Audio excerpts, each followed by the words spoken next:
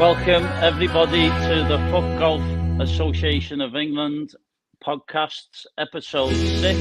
I'm Andy Sparks, the host. I'm joined by Paul Bolton today, who is Foot Golf Association of England president. We have an action-packed episode this evening. We have this year's 2 event winners from the Big Goats Drinks Kickoff. And of course, at Tasmi Acres, that was. And we also have 2 events from the Merseyside Open and the North Open at the fabulous Aintree Racecourse in Liverpool, where I'm from. It's the best course ever. So, further ado, Paul is going to give us a few words. So, over to you, boss. Cheers, mate. Thank you again. So, we're just going to run through with a couple of events on the horizon. Obviously, with Club League coming up, all them games are accessible via the website, the social media platforms. The next national tour, the 3rd national tour, will be 20th of April. We are at the Wiltshire for the Wiltshire Open. That's the Saturday. We're currently 52 players in that event, so only 20 places remain. And Sunday the 21st, again at the Wiltshire, the Southwest Open, 36-hole competition. 68 players currently in that, so 4 places remain at the minute. Again, all registration details are on the social media. They're on our website. They're very, very accessible. So please, if you're not signed up, please get signed up because I think they will fill up. The only other one I'm going to mention is the English Open, the major. That is in the 22nd to the 25th of August. That is a 54-hole event at Ashbury Manor. Just to give you a little taster of what we witnessed last year.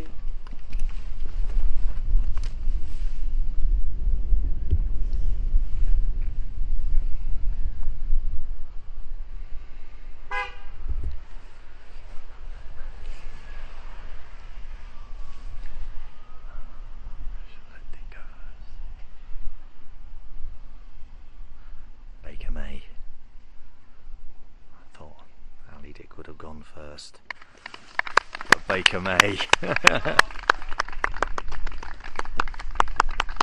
is the English. So there you go. That was KBM sinking the winning putt to be crowned 2023 English Open champion. That will be the finishing hole for the 2024 event. I will be down at Ashbury this weekend, finalising the course designs for the 4 Nations Cup and the English Open.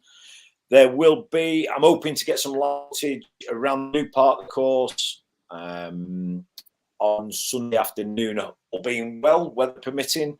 So I will keep you updated. So that's it from me. We're looking forward to the English Open, Sparks. Yes, we can't wait. As you say, preparations are going ahead as we speak. You're up there the weekend. Course is probably going to be amazing again, so we'll see what it brings. Yeah, no, so we can crack on and get your first guests on, mate, and I'll disappear. Okay, thank you very much, Paul. Right then, this evening, first of all, Goat Drinks Big Kickoff winner, Bobby Hopkinson. We also have female Merseyside Open winner, Sarah White, and we also have over 55s winner, Darren Marshall. It's been very good. Bobby Hopkinson. 2 putts to win.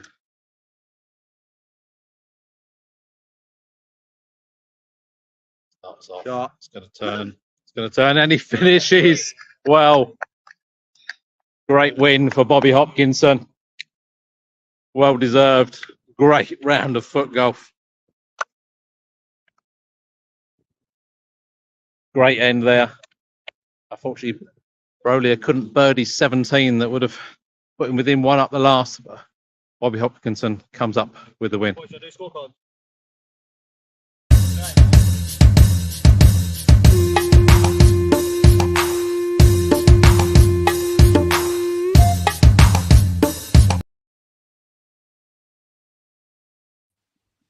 Good evening, everybody. How are you all doing? Hello. Good. Are you all good? Right. First off, foremost, Bobby, I loved your little celebration at the end there on the video. As always. Right. We're going to start off with Bobby, yourself. First event of the season. We saw you win the first event. It was a tough battle all day, keeping an eye on the chasing pack. Can you tell us all about it? How did you feel, and how did you feel after it? Well, to be honest, I think the shootout helped a couple of months before the English shootout, which I did quite well in. I think I led the. I think I led that from the start, and then got knocked out when it came to the individual 1v1 games. So I think I was going into that a little bit confident. Not so much the fact that the personnel was there, but it's more so the fact that the course we were playing at. So I was going in with it confident. I think the first hole I eagled, which meant I was again started off really well, and I think it was just the fact that my drive was just bang on. My first tee shot was A1 every time, which helps a lot. Gives me a shot, a hole near enough on most players. But yeah, it was a great course. I like Sisonbury. I think the design helped me personally, being a big hitter, especially the 10th was a tester. I don't know the exact yardage, but crikey, I think that was the first hole I've It's played. a big one, isn't it? Oh, it was massive. But no, it was great. Obviously, I don't normally keep an eye on the scores. I have my dad texting me or whatever Bob, so and so's done this, so and so's done that. Mind out for this hole, everybody's bogeying it, or everybody should birdie this one because a lot of the players above you have. So a little bit of pressure there from my dad. But obviously Ant was knocking on the door, and I think me and Ant was there or thereabouts for the majority of that round, or that event. And it was good. I say the last group was great. Four big whackers effectively in that group. You likes of Jamie Cullen, Ant Brolier, and Steve Baston, which all great players and all can hit a ball. But it was great. Yeah, excellent. You done well on the day. It was tough in the morning, wasn't it? And then as it was drying up a bit in the afternoon, it tends to play in your hands because you can hit it you can hit it as far as anyone on your day, can't you? But I think it was tester. Like you said, the morning was a test for everyone. I think there was a lot of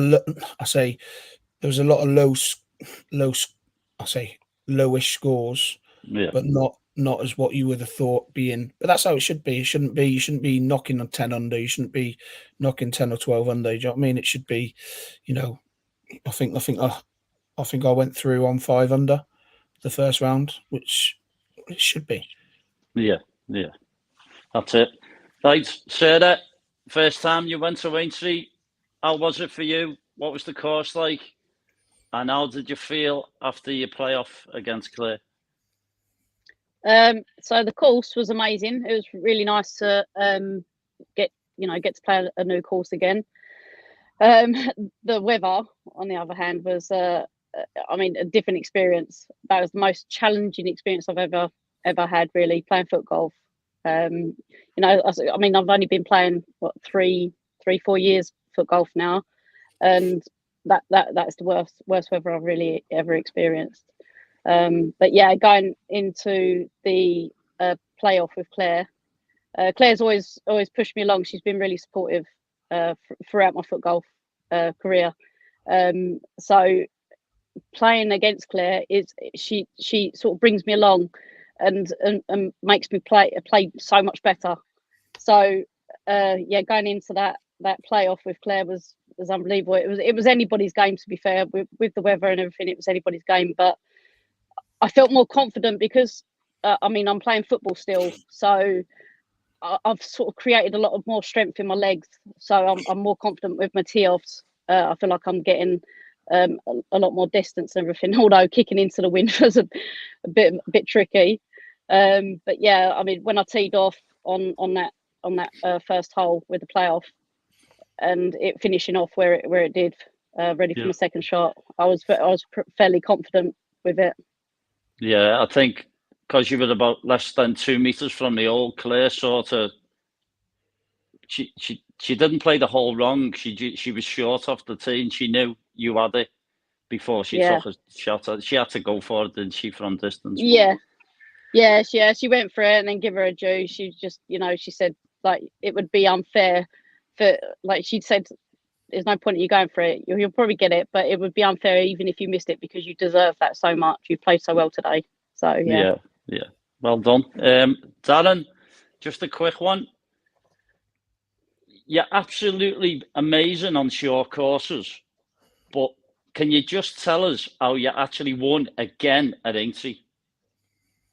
Well, I played with Mike Stokes, who I never beat the whole of last season. So we played doubles, but I thought, well, I'm not going to beat him because I've never actually managed to beat him. But I think even he said if he'd bought his best game, he wouldn't have beat me that day. I think the key was on the Saturday. I didn't do so well on the Sunday, but on the Saturday, it was a very fair competition of player and ball versus course and conditions. And if you got it right and you put the ball in the hole, which is obviously very, very simple to say, and I just managed to just keep it together. And I think on the par fives, I was 1 over, and I finished 1 over. And 2 or 3 of them are, it's so Bobby doesn't call himself the whacker for nothing, does he? And I think I'm the whittler. I think that's what my name should be, So, yeah, I mean, there's such quality in the other 55s. I mean, a few people think that, maybe you've just got to turn up, kick the ball around and put it in and you might get a medal, but it isn't easy. I came joint last on the Sunday, and the guy who came joint last on the Saturday won on the Sunday. So it just goes to show, if you can keep your wits about you, not make too many mistakes, play under the wind, try and be clever. A lot of people, big hitters, were hitting the ball and it was going 60 feet left and 40 feet right, because it's not a big hitting course, Aintree. When that wind is blowing, you've got to be clever, haven't you? You've just got to nerdle your way around the course, and I managed to see it over the line. So yeah, very, very pleasing. I'm very happy to beat some very, very, very quality players, So I hadn't won for 9 months. Last season I won the first 4 events, but that was because they weren't all fit and ready like I was. So I wasn't the best player. I just happened to have the best attributes, but it's all right trying to keep fit and keep playing well, but if you play too much, it will come back and bite you. So, a win's a win. You take it, keep smiling, don't you? That's it. Like you say, I know with foot golf, a lot of people out there still play it as a knockabout and stuff, whereas we play competitively, and you've got to keep yourself fit and ready for it if you want to be at the top of your game. And that's what you've been doing, and that's what you did. And as you say, you were ahead of everyone else at the start, and you kept yourself there. So, going on from it, Bobby, you've won the first event of the season. Yeah. What are your expectations this year for yourself? Well, I'm still in that amateur category, which I got notified this year. So I want to try and do my best and win that to try and get a place in the England squad. That's what I'm going to try and push for. I say in front of me, I've got the dates, the 10 or 12 dates that I have to accumulate to get my points to be to add up to get that England spot, or have the opportunity to do that.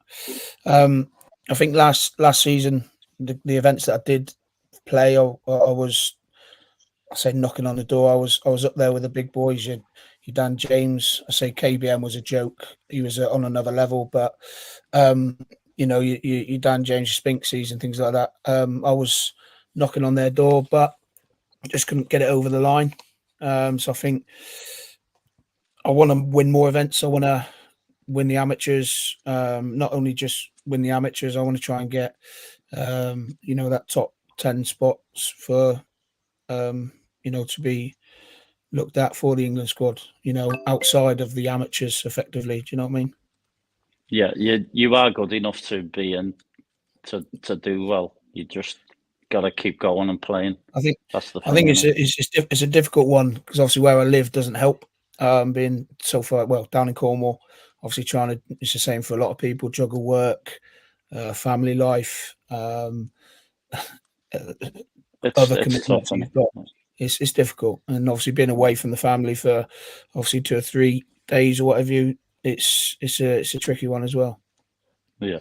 So Sarah, we know you still got a few football matches left. Are you gonna be pushing this year to be female women's champion again? I'd really like to. Unfortunately, my sponsors pulled out this year, so obviously finances is going to dictate how much I play. Unfortunately, but I will be, playing as much as I can, of course. And yeah, obviously I'm gonna be going up to at the English Open. Going to be playing the Scottish Open and the Yankton, so I'll be looking forward to them. And then I'm just going to pick out what I can and can't do at the time. Really, yeah. Just want to play. Obviously, when I'm playing football, it's all right, but once the football season's over, I really want to be playing foot golf as well. I'm just sort of juggling the two at the moment. I enjoy playing football and I enjoy playing foot golf. So it's at some point I'm going to have to prioritise one of them and obviously finish the other, which is obviously going to be football. So yeah, just see how things goes and just see how week to week pans out. Really. Good. I mean, we've got a few women now, so they're all getting better. Claire's always strong. Just gotta keep pushing each other like you do, and see how things go, innit? You know what I mean? Right then, Daz, before we leave you and get our next guests on, what are your expectations for this year? Are you going to keep pushing all the lads? I think it's difficult because the first year I played, I managed to qualify for England, which is, as anybody who's played for England will tell you, is you can't really get your head around it, and then you play and you realise perhaps the gap's not so big. And then the second season, I managed to qualify for the World Cup. But I think last season, I pushed myself to the brink physically, and I'm quite strong mentally, I hope, and I think that serves me well. But when you're on the when you're on the brink physically, it can affect you mentally. And I didn't go backwards, but I just found it quite difficult to balance the two out. So what I want to do this year, I wanted to take a little bit of a step back and try and enjoy it a little bit, not get too embroiled in trying to do well and trying to chase this and trying to do that. And strangely enough, I managed to win in Liverpool, so it seems to be working. I want to play as much as I can, but I don't want it to take over a little bit. Does that sound? You can it can eat you up inside if you let it get the better of you.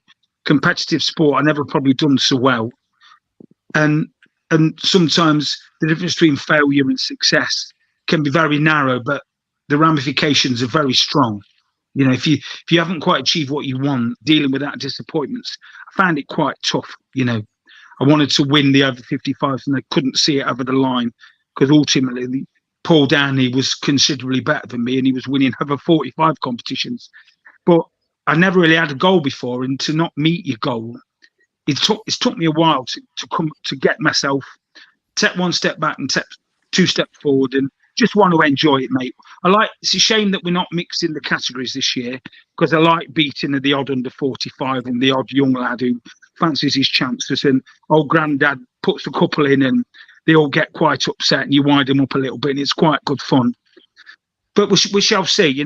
I always think if I'm playing well, I give somebody a game, and that's all you can do in it. Yeah.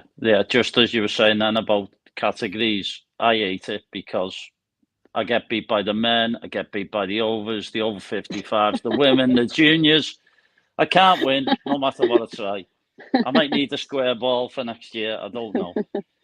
Right, guys, listen, thank you very much for coming on and joining us this evening. I'm going to put another little clip on and we're going to get the other guests on tonight. So thank you very much for coming on. I hope to see you all soon. So Thanks for having us. thank you very much. Thanks, Mark. Yeah, thanks for having us. Cheers, So, mate. okay, John Neal for the win.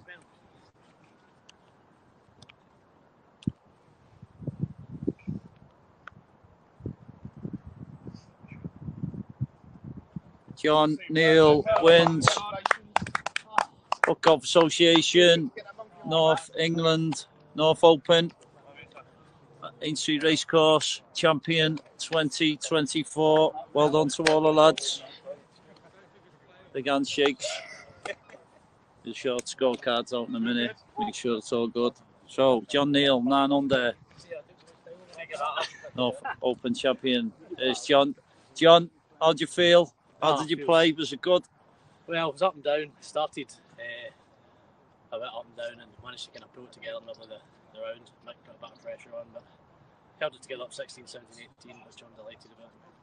A 3-foot putt's never felt as long in my life. So oh, yeah, I can imagine. Yeah. You and Mick, I've had a battle all day. It's been good. I've been watching, looking out for you. 7 under, 8 under, going toe to toe. You just took it at the end on the last couple of holes. We did. I think it was 15. Mick made a wee mistake. I managed to get a couple of shots on him and then just held the 2 shots to the end. So it was nice having that wee buffer, but I didn't feel comfortable at any point, I must admit. Oh, it's good. All good. There you go, people. Our North Open champion 2024.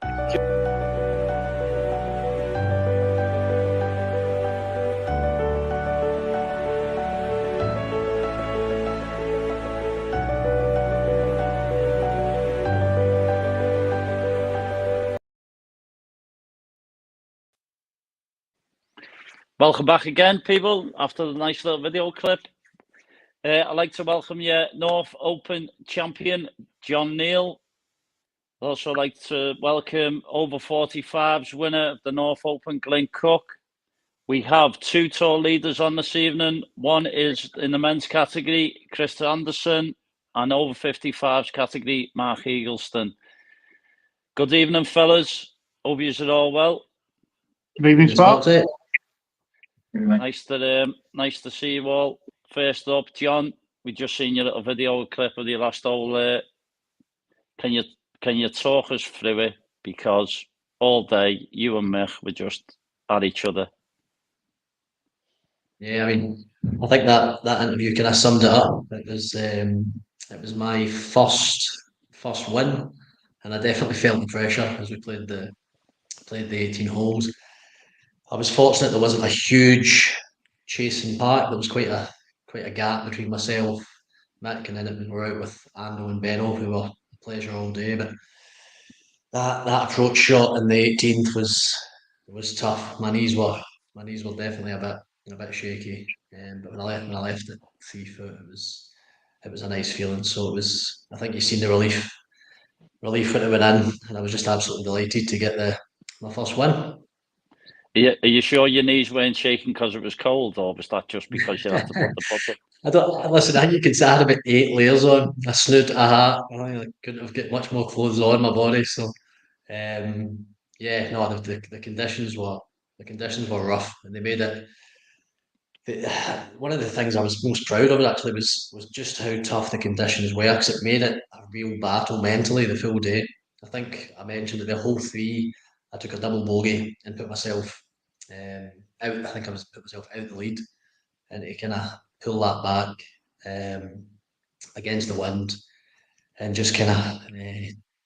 I think you mentioned it with your last guests. It was a case of keeping it out of the wind, keeping it low, and you really had to think about every single shot, which is why after I played that last shot, I just was so tired and just so happy to get off. Yeah.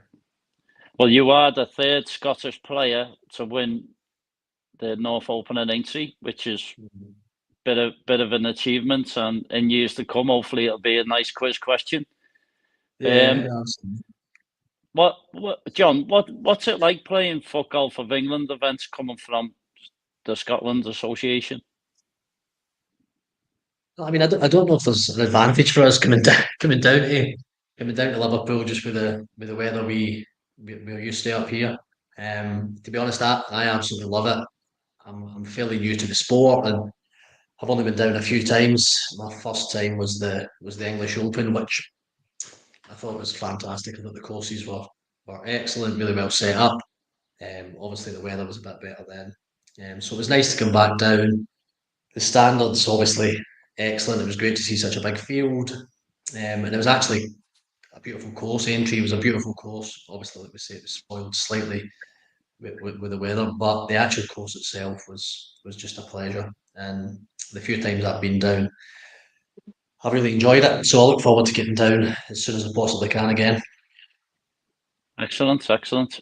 Glenn, last year's over 45s champion, you must be proud of that, and you get your first win this year. How did that pan out for you? It was good. I was rusty at size and B at the big kickoff, which I expected. A bit stiff and achy. Better prepared for Aintree. I went up the night before, got a good night's sleep. Had a nice rest in the morning for the Friday. I wasn't great on the Friday, but it was good practice for the Saturday. And first 18 holes I was a little bit off the pace, but luckily left myself close enough to get in the final group. And then once in the final group, managed to chase the boys down and pip them at the post, which was nice. But yeah, tough course. That was probably my toughest win yet. It was every hole was a hard graph. You had to maneuver your way around the course. It was a thinker's course. I think it was probably the winner. John might say the same. It was more about making less mistakes than playing out of this world. Some courses you have to play really well to get the win, but I think Aintree is one of them. You have to minimise the mistakes. If you can do that and you don't get caught out too much, then you're in for a good round. But yeah, it was lovely, really nice.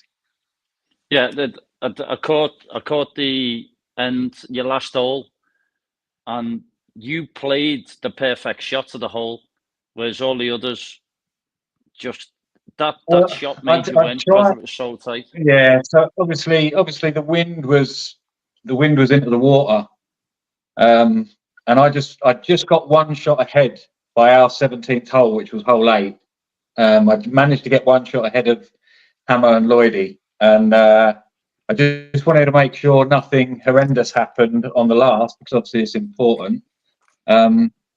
So I literally I wanted to make sure I played my third shot into the wind. So I didn't go anywhere near the fairway. I played my tee shot right onto the rough, played my next shot right onto the rough, and then I think you filmed the last shot, which was, I hadn't seen anyone else playing it from over there.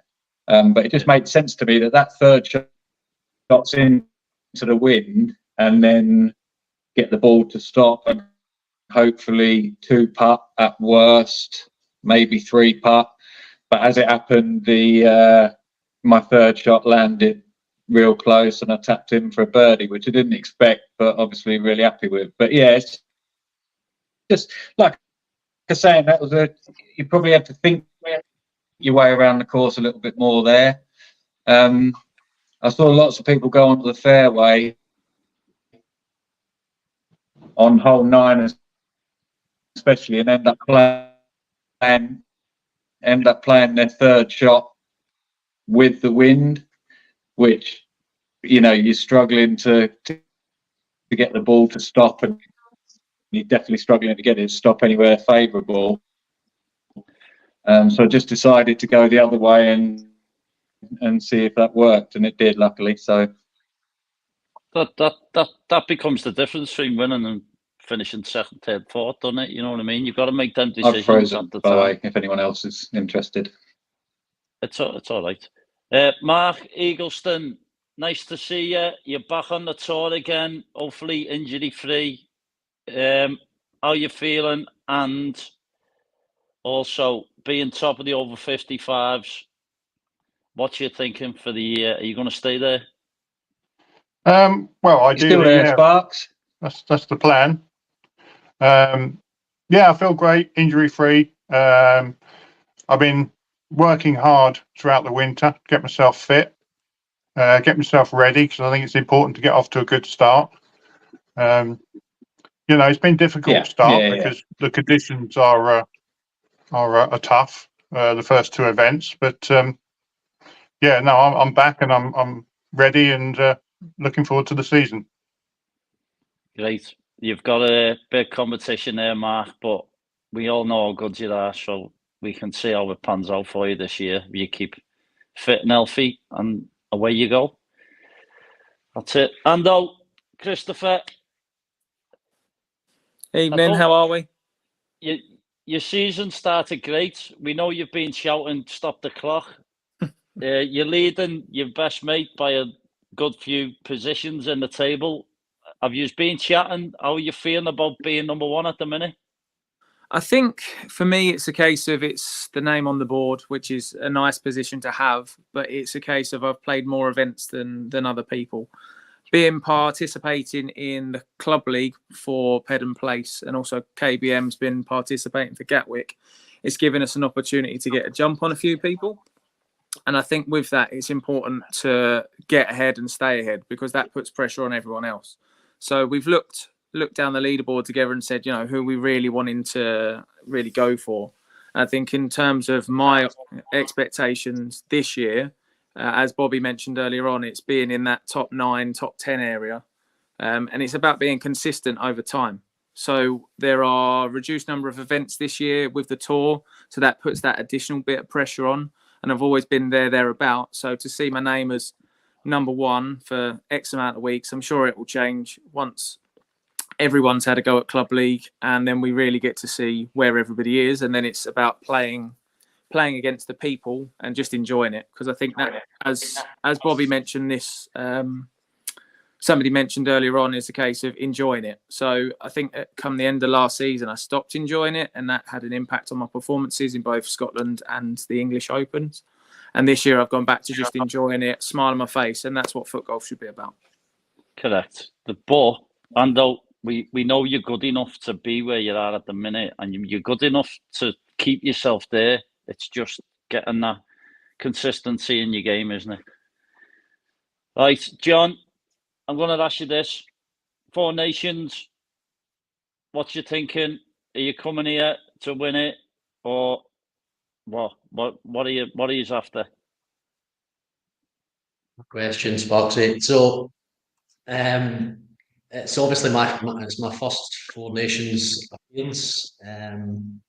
I was lucky enough to make the Brains Trust last year, which was an unbelievable experience. Obviously, for us, it was a dramatic and great finish. So hopefully we can do that again. The trouble is the standard of foot golf down in England is excellent, but we've done the same. We've discussed it, and I look at my own tour, I look at the Scottish kind of leaderboard, where I want to be and what my expectations are, and the standard's just incredible. You look at that top 10, top 15, and it's just, I mean, we're going to be missing some big names at the Four Nations and hopefully at the Euros later in the year. So it's going to be a battle. I don't know too much about Ireland. I've not kind of encountered them too much, so we'll see how well they do. No doubt Wales will bring a good team, so I think it's really energies to win. Obviously, we're going to come into it with confidence. We've got a great squad, and hopefully I can play my part, and we'll just have to see how it goes. Excellent. I hope it goes terribly wrong for you at the time, but we can all hope, can't we? Yeah, Glenn, how are the preparations going at the England camp for the Four Nations?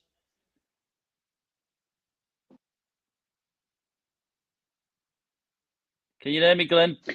Me personally, going all wrong. Yeah, I can hear you. You obviously can't hear me. I can hear you now. Yeah, we're all right. Can you hear me now? Yes. Okay, cool. Yeah, it's all going pretty well. I think seniors are looking good.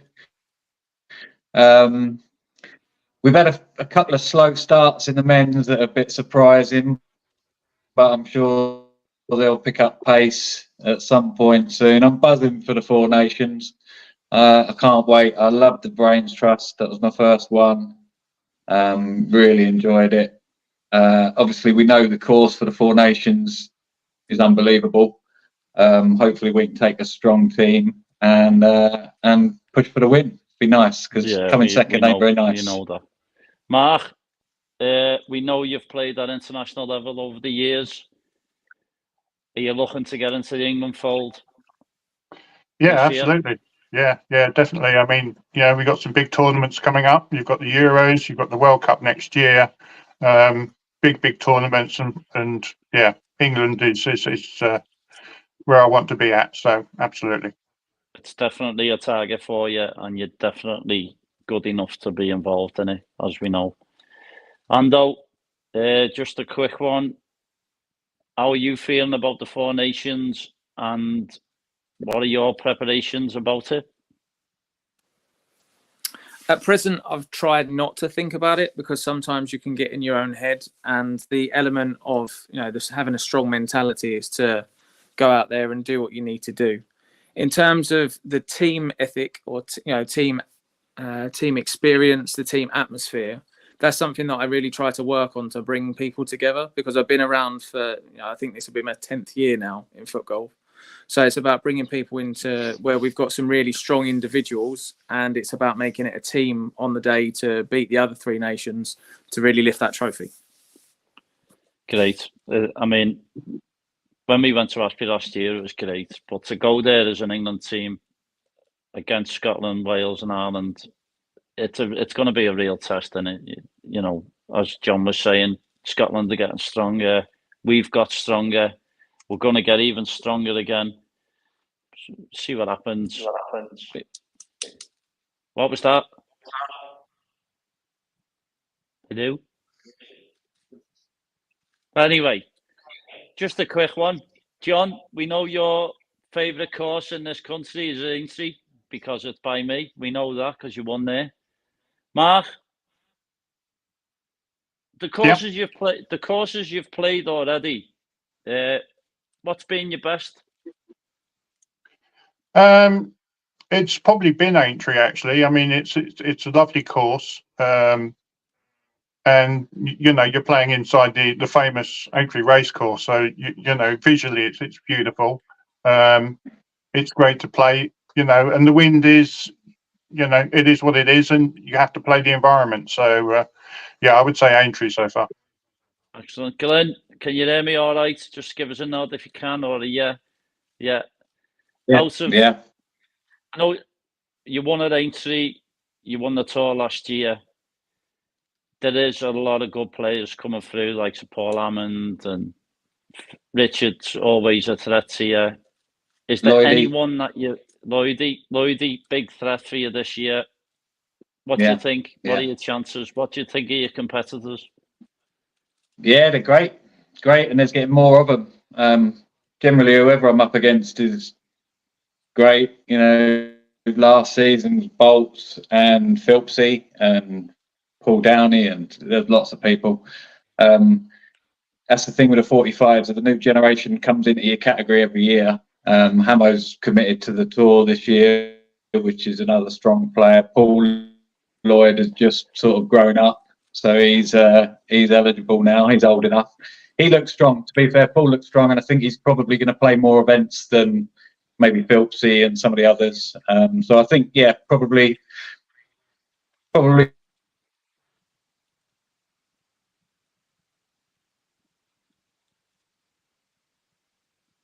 Sound's gone. Can you all still hear me? Yeah. Ando, we know you're top of the tree. We want you to win it because we don't want Carl winning everything. Apart from Carl, who do you think's going to push himself for the crown this year? I think there's a real pool of players in there. If you think about Bobby, who came on earlier, you've got Steve Bastin, who's new to the tour, who can also whack it. You've got Dan James, which my personal favourite. I'd love to see him get it over the line if it wasn't Carl. He's got that mentality. He's been in the England team with the blind football being the goalkeeper. So he's been there, he's seen it, he's done it in football. And I'd love to see him just be at that top of the tree. And it's about consistency. You see him in the gym all the time. I won't say he's revolutionising foot golf, because actually in terms of the fitness, you see someone getting in the gym, working really hard, you go, well, I've got to go and do something different. You know, am I looking at my diet? Am I looking at my fitness? Am I looking at my mentality? Like the last few years, I've looked up in terms of golf strategies of how to play the game better. So in terms of a course like AIM, it was a case of go the hole. It's where that within my own abilities, can I finish? You know, can I finish a shot from there, or I'm trying to be a bit worldy by trying to finish a shot? Actually, no, it's consistent. Play there, done. Play there. You know, making foot golf boring, for want of a better. Yeah. Sorry, you froze then. Nice one, Ando. Right, gents, cracking on with a bit of time here. I am going to have to say thank you very much for coming on this evening. It's been a pleasure. John, we will see you in next month.